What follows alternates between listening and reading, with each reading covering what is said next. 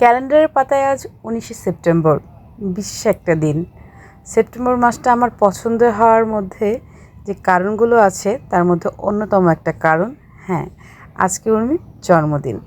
সেই সাথে এবছর আমার কাছে একটু বেশি স্পেশাল, কারণ আমাদের বন্ধুত্বের 20 বছর হতে চললো।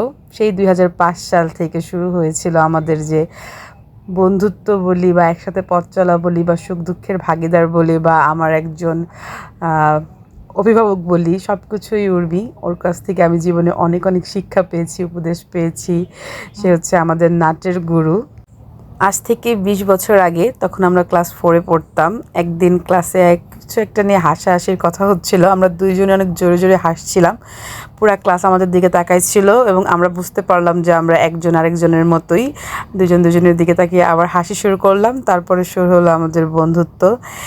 সেই সাথে আমাদের পথ চলা দিনে দিনে অনেক দিন চলে গেছে, কিন্তু যখন আমরা একসাথে হই আজও যেন আমরা সেই ক্লাস 4-এর সেই শিশুই থেকে যাই। আসলে আমাদের যে অনেক বয়স হচ্ছে, আমরা যে বুড়ি হচ্ছি সেটা আমরা একদমই ভুলে যাই। আমরা মনেই করি না যে আমরা অনেক বড় হয়ে গেছি।